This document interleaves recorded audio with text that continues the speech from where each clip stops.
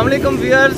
PDM के जलसे के लिए जो मीनार पाकिस्तान के ग्राउंड ग्रेटर इकबाल पार्क में हो रहा है, उसके लिए सिर्फ अपोजिशन और हुकूमत ही तैयारी नहीं कर रही, बल्कि ग्रेटर इकबाल पार्क के साथ बिल्कुल साथ फज्जा सिरी पाए के ओनर लियाकत अली फज्जा साहब भी भरपूर तैयारियों में नज़र आ रहे हैं और उनसे जानते हैं कि वो उनका इस जलसे में क्या काम है और वो किस किस्म की तैयारियां कर रहे हैं। तो आए चलते हैं उनके पास और उनसे मिलते हैं, उनसे जानते हैं।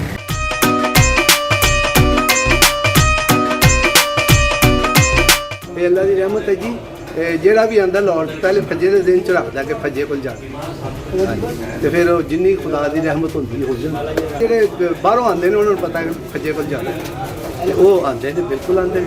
ਇਹੋ ਹੀ ਸਾਡਾ ਮਤਲਬ ਜਿਹੜਾ ਲਾਸ ਹੁੰਦਾ ਹੈ ਇਹਨਾਂ ਦਿਨਾਂ 'ਚ ਪੂਰਾ ਹੋ ਜਾਂਦਾ ਹੈ, ਕਿਉਂਕਿ ਕਾਰੋਬਾਰਾਂ ਦਾ ਤਾਂ ਬਹੁਤ ਬੇੜਾ ਗਰਕ ਕਰ ਛੱਡਿਆ ਹੈ ਇਹਨਾਂ ਨੇ, ਮਹਿੰਗਾਈ ਵਾਲਿਆਂ ਨੇ।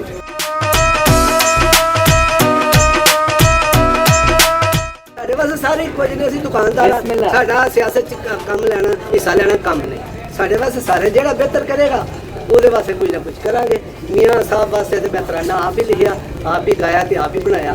ਮੀਆਂ ਨਵਾਜ਼ ਸ਼ਰੀਫ, ਮੀਆਂ ਸ਼ਾਬਾਸ਼ ਸ਼ਰੀਫ, ਮੀਆਂ ਨਵਾਜ਼ ਸ਼ਰੀਫ, ਮੀਆਂ ਸ਼ਾਬਾਸ਼ ਸ਼ਰੀਫ, ਬੱਲੇ ਬੀ ਵਾਹ ਵਾਹ, ਬੱਲੇ ਬੀ ਵਾਹ ਵਾਹ, ਮੀਆਂ ਨਵਾਜ਼ ਸ਼ਰੀਫ, ਮੀਆਂ ਸ਼ਾਬਾਸ਼ ਸ਼ਰੀਫ, कायदे पाकिस्तान मियां नवाज, शहबाज़े पाकिस्तान मियां शहबाज, पाकिस्तान दी बदल देंगे इंशाल्लाह तकदीर। मियां नवाज शरीफ, मियां शहबाज शरीफ, मियां नवाज शरीफ, चढ़दा सूरज हमजा शहबाज, मुस्तकबिल दा शेर पंजाब, चोरां दी ने कर देनी डाडी बुरी अखीर। मियां नवाज शरीफ ਉਹਨਾਂ ਦੇ ਦੌਰ 'ਚ ਉਹਨਾਂ ਦਾ ਲਿਖਿਆ ਸੀ, ਇਹਨਾਂ ਦੇ ਦੌਰ 'ਚ ਇਹਨਾਂ ਦਾ ਲਿਖ ਰਿਹਾ।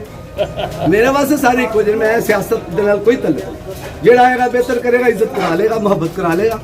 ਤੇ ਮੀਆਂ ਸਾਹਿਬ ਨੇ ਜਿਹੜੀ ਮੁਹੱਬਤ ਕੀਤੀ ਹੈ ਸਾਰੀ ਦੁਨੀਆ ਨੂੰ ਪਤਾ ਹੈ, ਇਮਰਾਨ ਖਾਨ ਜਿਹੜੀ ਕਰ ਰਿਹਾ ਹੈ ਇਹ ਵੀ ਸਾਰੀ ਦੁਨੀਆ ਨੂੰ ਪਤਾ ਹੈ। ਤੇ ਇਸ ਕਰਕੇ ਮੇਰੇ ਵਾਸਤੇ ਜਨਾਬ ਦੋਹੇ ਸਾਹਿਬ ਨੇ। ਤੇ ਸਿਆਸਤ ਸ਼ਰਾਫਤ ਦਾ ਕੰਮ ਨਹੀਂ ਹੁੰਦਾ, ਲੇਕਿਨ ਜਿਹੜੇ ਵਿੱਚ ਆ ਕੇ ਰੋੜੇ ਟਕਾਉਂਦੇ ਨੇ ਜਾਂ ਚੰਗੇ ਭਲੇ ਨੂੰ ਇਸ ਤਰ੍ਹਾਂ ਜ਼ਿਆਦਤੀ ਕਰਦੇ ਨੇ, ਉਹਨੂੰ ਮੌਕਾ ਦੇਣਾ ਚਾਹੀਦਾ। ਵੀ ਜਲਸੇ ਦੇ ਪਾਰਟਿਸਪੈਂਟਸ ਨੇ ਉਹਨਾਂ ਨੇ ਸਾਰਾ ਦਿਨ ਲਗਾਉਣਾ ਹੈ ਜੀ ਅੱਜ ਤੇ ਤੁਸੀਂ ਇਹ ਦੱਸੋ ਕਿ ਅਗਰ ਤੁਹਾਡਾ ਨਾਸ਼ਤਾ ਕਰਨ ਤੇ ਕਿਵੇਂ ਉਹ ਸਿਹਤਮੰਦ ਮੈਂ ਤੇ ਉਹ ਕਹਿੰਦਾ ਵਾ ਕਿ 3 ਟਾਈਮ ਇਹਨੂੰ ਖਾਣ। ਕਿਉਂ? ਕਿਸ ਤੋਂ ਬਾਅਦ ਦੁਪਹਿਰ ਸ਼ਾਮ ਜਿਵੇਂ ਦਵਾਈ ਨਹੀਂ ਖਾਈ ਦੀ, ਇਹ ਦਵਾਈ ਹੈ ਪਾਏ ਜਿਹੜੇ ਤੇ ਪਾਏ ਦਵਾਈ ਨਸਾਂ ਵਾਸਤੇ, ਤਾਕਤ ਵਾਸਤੇ, ਦਿਮਾਗ ਵਾਸਤੇ।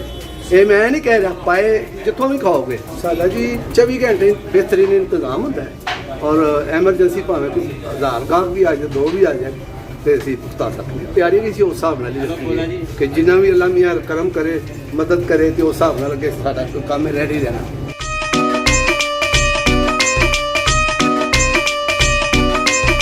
बुरा ना लोग मनान, सारे अपने मकसद वास्ते ही आते हैं। साढ़े लीडर से बुरा लगता है तो क्या लगे, तो अपने मकसद वास्ते ही आते हैं। महंगाई ना होती तो इमरान खान जो ना नंबर लै जाता, महंगाई ना होती तो फिर इमरान खान की कोई होर पोजीशन होती। ये तो इमरान खान साहब जोड़े ने फलाप हो रहे हैं, बुरी बात है, उन्होंने इस गल पर गौर करना।